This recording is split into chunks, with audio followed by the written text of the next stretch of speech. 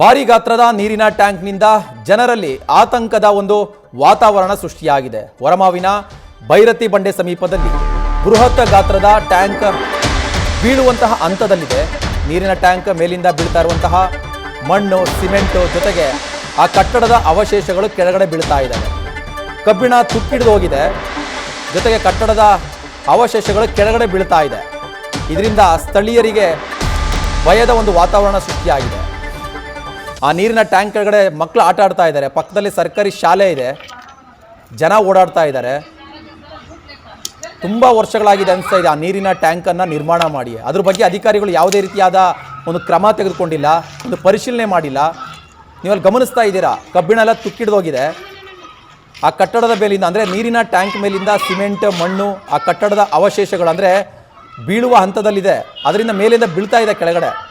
ಪಕ್ಕದಲ್ಲೇ ಸರ್ಕಾರಿ ಶಾಲೆ ಇದೆ, ಮಕ್ಕಳು ಓಡಾಡ್ತಾ ಇದ್ದಾರೆ. ಅದರ ಟ್ಯಾಂಕ್ ಕೆಳಗಡೆ ಆಟ ಆಡ್ತಾ ಇದ್ದಾರೆ, ಓಡಾಡ್ತಾ ಇದ್ದಾರೆ. ಅಕ್ಕಪಕ್ಕ ಮನೆಗಳು ಕೂಡ ಇದ್ದಾವೆ. ಒಂದು ರೀತಿ ಭಯದ ವಾತಾವರಣದಲ್ಲಿ ಮಕ್ಕಳು, ಆ ಪೋಷಕರು ಎಲ್ಲರೂ ಕೂಡ ಅಲ್ಲಿ ಜೀವನ ಮಾಡ್ತಾ ಇದ್ದಾರೆ. ಅಂದರೆ ಯಾವ ಕ್ಷಣದಲ್ಲಿ ಬೇಕಾದರೂ ಆ ಟ್ಯಾಂಕ್ ಮೇಲೆಯಿಂದ ಬೀಳಬಹುದು.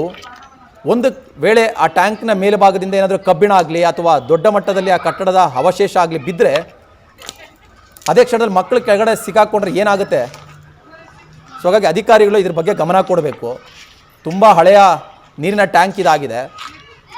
ಒಂದು ತೆರವು ಮಾಡುವಂಥ ಕೆಲಸ ಆಗಬೇಕು, ಅಥವಾ ಇಲ್ಲಾಂದರೆ ಅದನ್ನು ಅಭಿವೃದ್ಧಿಪಡಿಸೋ ಕೆಲಸ ಆಗಬೇಕು. ಅಂದರೆ ಮತ್ತೆ ರೀಕನ್ಸ್ಟ್ರಕ್ಷನ್ ಆದರೂ ಮಾಡಬೇಕಾಗತ್ತೆ. ನೀವು ಆ ದೃಶ್ಯಗಳಲ್ಲಿ ಕೂಡ ಗಮನಿಸ್ತೀರಾ, ಕಬ್ಬಿಣ ಎಲ್ಲ ತುಕ್ಕಿಡ್ದೋಗಿದೆ, ಮಕ್ಕಳು ಕೆಳಗಡೆ ಆಟ ಆಡ್ತಾ ಇದ್ದಾರೆ. ಆ ಮಕ್ಕಳು ಯಾವ ಧೈರ್ಯದಲ್ಲಿ ಆಟ ಆಡ್ತಾ ಇದ್ದಾರೆ, ಜೊತೆಗೆ ಆ ಪೋಷಕರು ಯಾವ ಧೈರ್ಯದಲ್ಲಿ ಆ ಮಕ್ಕಳನ್ನು ಆ ನೀರಿನ ಟ್ಯಾಂಕ್ ಸಮೀಪ ಕಳಿಸ್ತಾ ಇದ್ದಾರೆ ಅನ್ನೋದು ಕೂಡ ನಾವು ಗಮನಿಸಬೇಕು.